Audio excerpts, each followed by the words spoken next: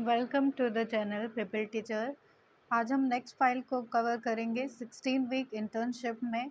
तो ये हमारी फ़ाइल होगी स्कूल इंफ्रास्ट्रक्चर के बारे में। तो इस स्कूल इंफ्रास्ट्रक्चर की ये फ़ाइल है।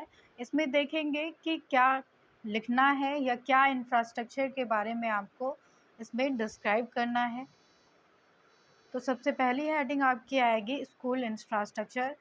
तो स्कूल इंफ्रास्ट्रक्चर में आप बताएंगे कि कैसा वहाँ का इंफ्रास्ट्रक्चर था जब आपने देखा इंटर्नशिप के दौरान, और आपके इंटर्नशिप के स्टार्टिंग से लेकर एंड तक आपने कौन से स्कूल इंफ्रास्ट्रक्चर को ऑब्जर्व किया, महसूस किया वहाँ पे, वो सारी चीज़ें आप इसमें बताएंगे। तो स्टार्ट करते हैं। The school is an institution where the behaviour of the individual is shaped to prepare him to be effective and functional member of his society। तो स्कूल एक ऐसा इंस्टीट्यूशन होता है जिसमें इंडिविजुअल के बिहेवियर को सेव किया जाता है, उसे प्रिपेयर किया जाता है एक इफ़ेक्टिव और फंक्शनल मेंबर के रूप में इस सोसाइटी के।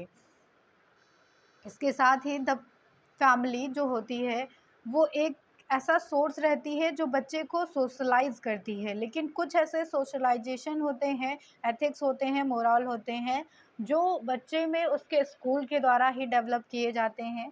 Child is therefore sent to the school. फिर उसको जो है चाइल्ड को स्कूल में भेजा जाता है जहाँ पे वो उसको प्रोफेशनल ट्रेनिंग दी जाती है पर्सनल के लिए। अब ये आपने बताया स्कूल इंफ्रास्ट्रक्चर के बारे में कि स्कूल इंफ्रास्ट्रक्चर क्यों बच्चे के लिए ज़रूरी रहता है। यहाँ पे आप पिक्स लगाएंगे स्कूल इंफ्रास्ट्रक्चर के बारे में, जो भी इंफ्रास्ट्रक्चर होगा स्कूल का, कैसा स्कूल दिखता है उसके बारे में आप यहाँ पे पिक लगाएंगे। देन आप इसमें आगे बताते चलेंगे कि स्कूल जो है एक एजेंट का काम करता है नेशनल डेवलपमेंट के लिए। स्कूल एज अ रिगार्ड काम करता है, इंस्टीट्यूशन जिससे डिज़ाइन किया जाता है कि उसमें लर्निंग स्पेस हो प्रॉपर और लर्निंग इन्वायरमेंट इफ़ेक्टिव रहे, जिससे कि स्टूडेंट की लर्निंग जो है सही डायरेक्शन में टीचर के द्वारा डायरेक्ट की जाए। अब स्कूल इंफ्रास्ट्रक्चर के बारे में डेफिनेशन देख लेते हैं। तो अकॉर्डिंग टू जॉन डीवी ने बताया है कि school is a special environment, एक तरह से स्पेशल इन्वायरमेंट होता है school, where a certain quality of life, जहाँ पे एक निश्चित क्वालिटी ऑफ लाइफ जो है या सर्टेन टाइप ऑफ एक्टिविटी, कुछ निश्चित गतिविधियाँ जो है या फिर occupation are provided with the object, occupation भी प्रोवाइड किया जाता है ऑब्जेक्ट को लेकर, उद्देश्य को लेकर, of securing the child development along desirable life. तो बच्चे के ऑब्जेक्टिव्स को, उसके ऑक्यूपेशन को अचीव किया जाता है, उसका डेवलपमेंट किया जाता है इस चीज़ के लिए ताकि वो अपना डिज़ायरेबल आउटकम अचीव कर सके। इसके बाद भी आप कंटिन्यूअस रखेंगे इसको स्कूल इंफ्रास्ट्रक्चर में बताते हुए कि school is a modern times in is treated as a most suitable active and formal agency of education। आज के टाइम पे भी हम ये ट्रीट करते हैं कि स्कूल एक मोस्ट सुटेबल, एक्टिव और फॉर्मल एजेंसी होता है स्टूडेंट के डेवलपमेंट के लिए, क्योंकि बच्चे का जो घर रहता है वो एक इनफॉर्मल एजेंसी होता है। वो वहाँ पे हर एक इंसान से घुला मिला रहता है, किसी से डरता है, किसी से नहीं डरता है। लेकिन जो स्कूल है उसमें फॉर्मल एजेंसी होती है। तो स्कूल में हर एक बच्चे को वही डिसिप्लिन फॉलो करना पड़ता है जो उसके मैनेजमेंट के द्वारा बनाया गया होता है। इसी तरह से आप स्कूल इंफ्रास्ट्रक्चर के बारे में बताएंगे। इसके बाद आप नेक्स्ट हेडिंग लिखेंगे इसमें basic concept of school infrastructure. तो इसमें आप बेसिक कॉन्सेप्ट बताएंगे वहाँ के स्कूल इंफ्रास्ट्रक्चर के बारे में। तो फर्स्ट बेसिक कॉन्सेप्ट हो जाता है कि स्कूल इंफ्रास्ट्रक्चर में लर्निंग इन्वायरमेंट कैसा है, वो कौन सी साइट पे है, बिल्डिंग कैसी है, फर्नीचर कैसे हैं, इक्विपमेंट्स कैसे यूज़ किए गए हैं। तो इन सब का इम्पैक्ट पड़ता है पॉजिटिव लर्निंग इन्वायरमेंट पर और क्वालिटी ऑफ एजुकेशन पे। देन सेकेंड कॉन्सेप्ट इसमें आ जाता है the quality of learning facilities available with in an education institution has has positive relationship with the quality of teaching and learning activities. तो तो quality of learning facilities का impact पड़ता है, positive relationship इसमें होता है क्वालिटी ऑफ टीचिंग के साथ में और लर्निंग एक्टिविटीज़ के साथ में। देन नेक्स्ट कॉन्सेप्ट इसमें आ जाता है कि learning is the connection. Learning एक कनेक्शन होता है रिस्पॉन्स और स्टिमुली के बीच में, तो इससे स्टूडेंट अपने डिज़ायर गोल को अचीव कर पाते हैं। इस तरह से और भी इसके कॉन्सेप्ट बताए गए हैं। स्कूल इंफ्रास्ट्रक्चर के और भी कुछ कॉन्सेप्ट हैं। इसके बाद आपकी नेक्स्ट हेडिंग आ जाएगी इसमें basic requirements of a school infrastructure. तो कौन सी बेसिक रिक्वायरमेंट होती हैं एक स्कूल इंफ्रास्ट्रक्चर के लिए, वो सारी यहाँ पे मेंशन की जाएंगी। तो सबसे पहली रिक्वायरमेंट हो जाती है यहाँ पे प्लेस की। तो प्लेस हमें देखना पड़ता है रिक्वायरमेंट के लिए। सबसे पहली रिक्वायरमेंट है प्लेस की। तो प्लेस का मतलब हो जाता है कि the place building is located at the place away from the hustle and bustle area. तो स्कूल बिल्डिंग ऐसे एरिया में होनी चाहिए जो हॉस्टल एंड बस्टल एरिया से अवे हो, दूर हो, और वहाँ पे सारी फैसिलिटीज़ भी बच्चे को अवेलेबल हो जाएं।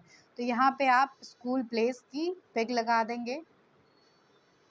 देन नेक्स्ट रिक्वायरमेंट आ जाती है इसमें नंबर ऑफ़ क्लासरूम की, कि एक स्कूल इंफ्रास्ट्रक्चर के लिए कितने नंबर ऑफ़ क्लासरूम है वहाँ पे, ये नेसेसरी हो जाता है।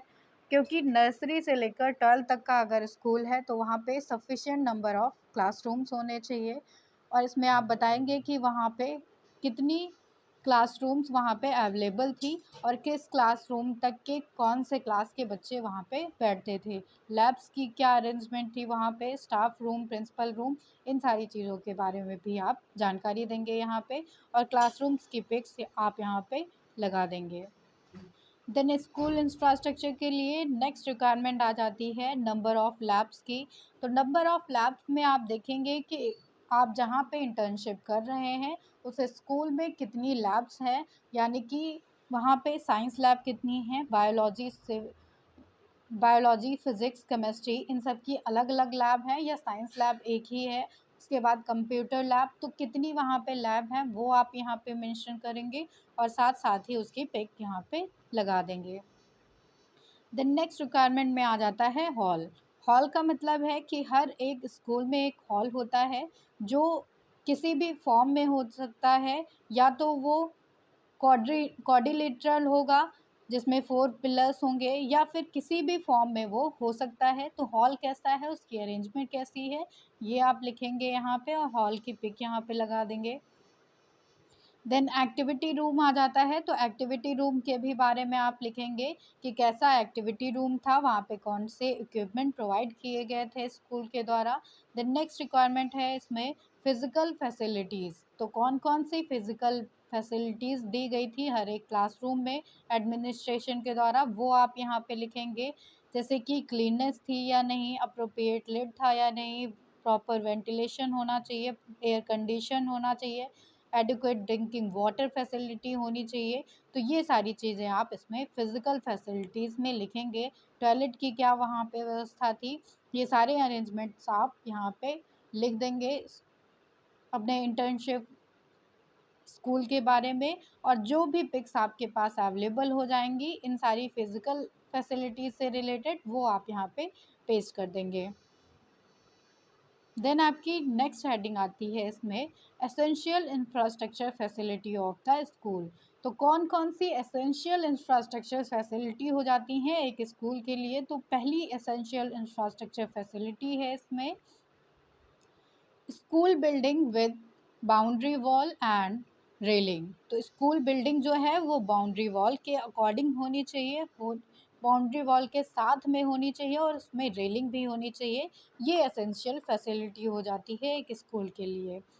The school building is a place where different types of learners come from the study. तो स्कूल एक ऐसा प्लेस होता है जहाँ पे हर एक तरह के बच्चे पढ़ने आते हैं और वहाँ पे अलग अलग रोड के बच्चे आते हैं, रूट के बच्चे आते हैं, और वो एक ही छत के नीचे शिक्षा पाते हैं। तो इसलिए ये ज़रूरी हो जाता है कि एक स्कूल में प्रॉपर बिल्डिंग होनी चाहिए बाउंड्री वॉल के साथ में, और वहाँ पे रेलिंग भी होनी चाहिए। तो आप आपके स्कूल में, इंटर्नशिप स्कूल में कैसी रेलिंग और बाउंड्री वॉल की व्यवस्था थी, वो आप यहाँ पे मेंशन करेंगे। और उसके साथ साथ आप यहाँ पे पिक भी लगाएंगे, बाउंड्री वॉल और रेलिंग की पिक यहाँ पे आप पेस्ट कर देंगे। द नेक्स्ट एसेंशियल फैसिलिटी आ जाती है फर्नीचर की। तो फर्नीचर बहुत इंपॉर्टेंट हो जाता है यहाँ पे, क्योंकि फर्नीचर हर एक मेंबर से कनेक्ट होगा। वहाँ पे जो भी पढ़ रहे हैं, पढ़ा रहे हैं, हर एक मेंबर से कनेक्ट होगा। तो फर्नीचर कैसा है उस इंटर्नशिप स्कूल का, ये आप यहाँ पे मेंशन करेंगे। वो किसी न किसी धातु का बना हुआ है, या वुड का बना हुआ है, या प्लास्टिक का बना हुआ है। चेयर्स कैसी हैं वहाँ की, टेबल कैसी है, डेस्क कैसी है, सीट्स कैसी हैं वहाँ पे। तो ये सारी चीज़ें आप यहाँ पे मेंशन करेंगे कि वो वुड का था या प्लास्टिक का था, कैसी व्यवस्था है टीचर्स के लिए और स्टूडेंट के लिए। उसके बाद आप यहाँ पे फर्नीचर की पिक लगा देंगे।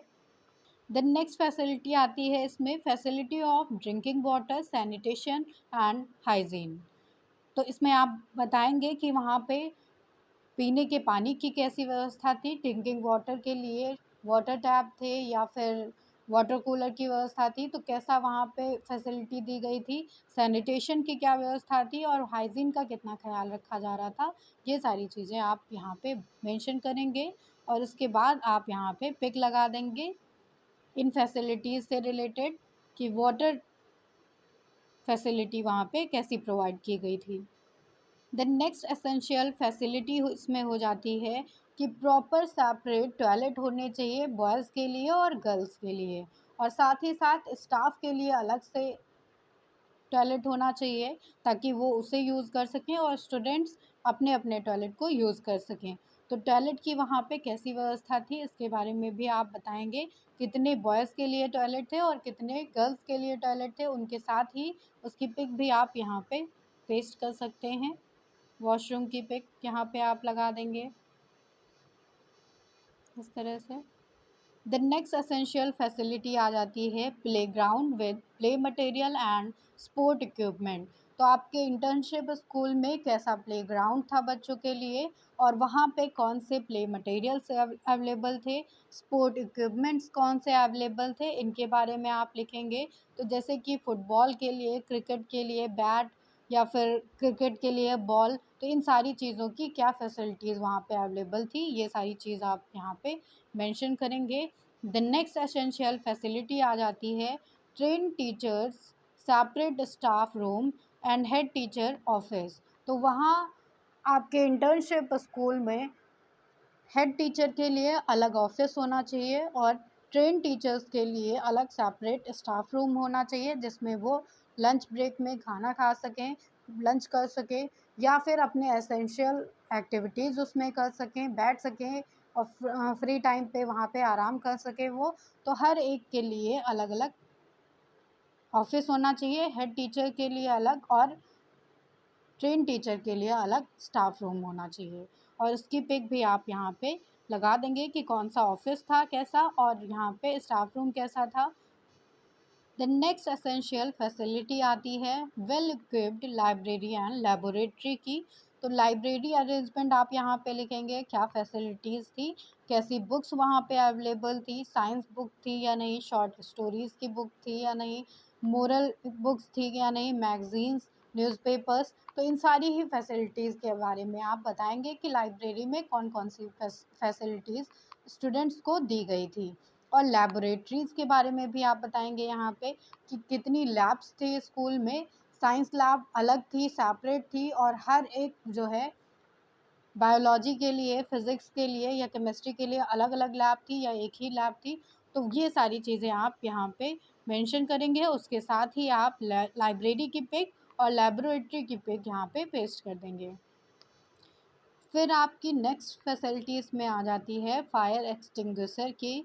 तो इसमें आप बताएंगे कि वहाँ पे फायर एक्सटिंग्विशर के लिए क्या इम्पोर्टेंट फायर प्रोटेक्शन की फैसिलिटी थी, कैसी फैसिलिटी थी, उसके बारे में आप यहाँ पे मेंशन कर देंगे।